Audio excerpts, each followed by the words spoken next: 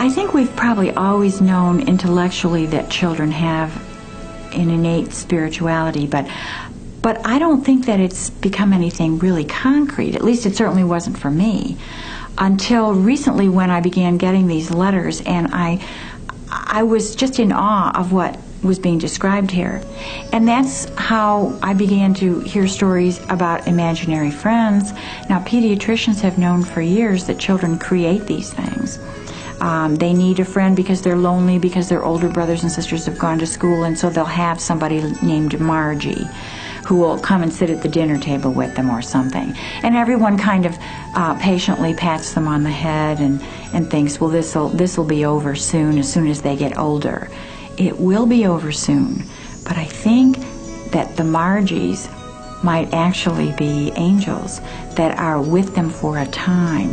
And then as that veil between heaven and earth begins to descend farther and farther down, and children get older and move farther and farther away from their heavenly roots, they don't see these things anymore.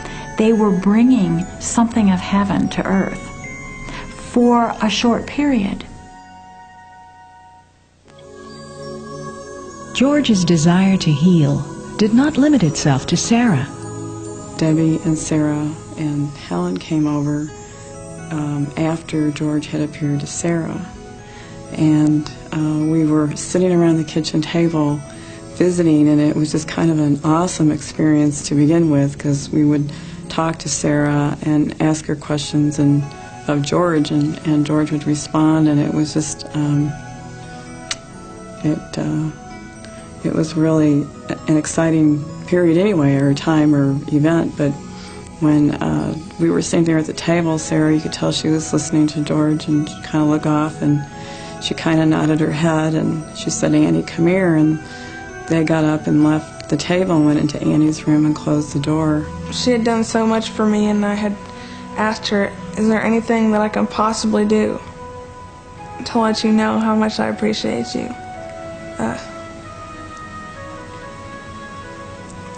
She said, is it possible that you could heal me of my sickness?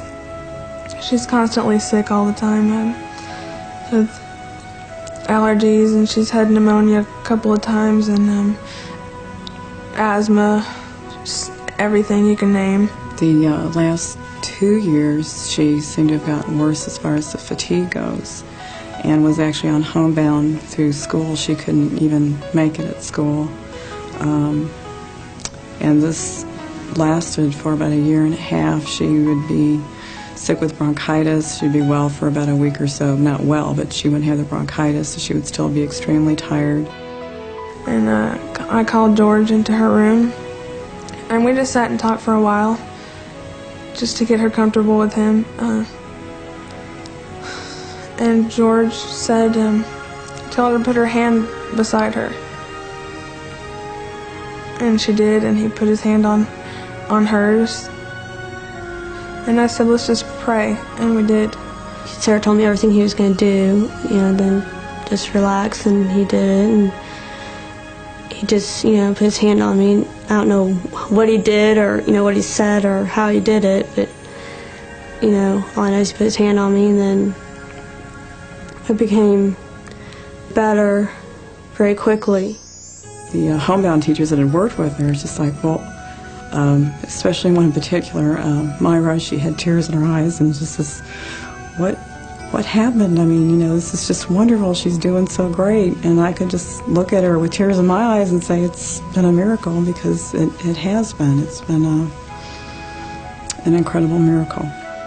When Sarah was fully recovered, George prepared her for his departure. George said, well, since you're awake, why don't you come in here and bring some paper and a pencil? I said, okay, I will. And I thought we were going to play a game. And so I went into another room, brought my paper and pencil, and he told me to write down everything that he said. You must see that everyone within your reach hears about what happened to you, all of it. You must open their eyes and give them hope. Dedicate your soul to healing people simply by talking and letting everyone know how the world is changing.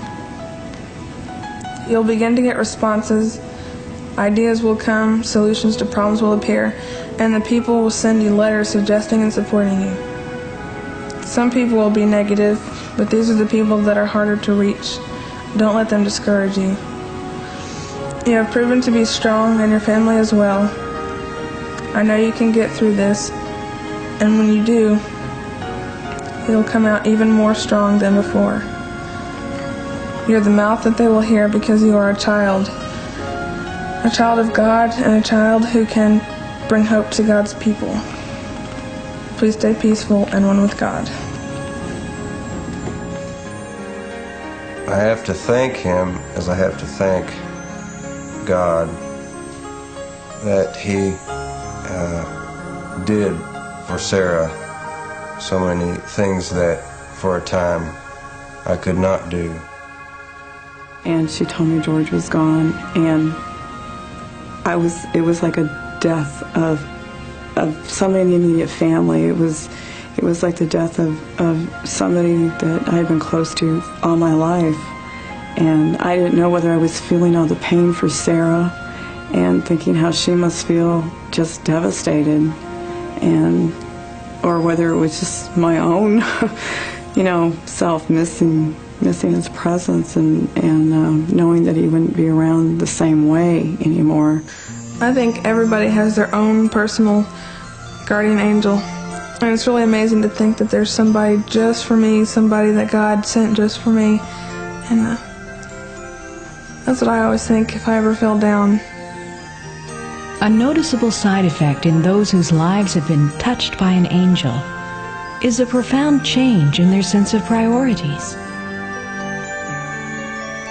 I just feel like Sarah's had a glimpse of something the rest of us haven't.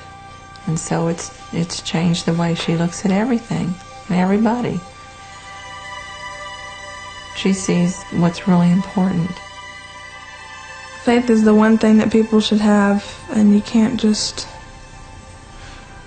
get faith by seeing something and then believing it. You have to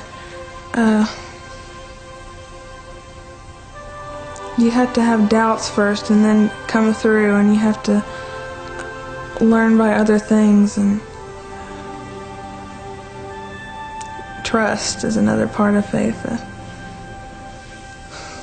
Just like the Bible, you have to believe the Word of God. You can't go up to Him and say, well, how do I know this is true? What are you going to give me? What are you going to show me?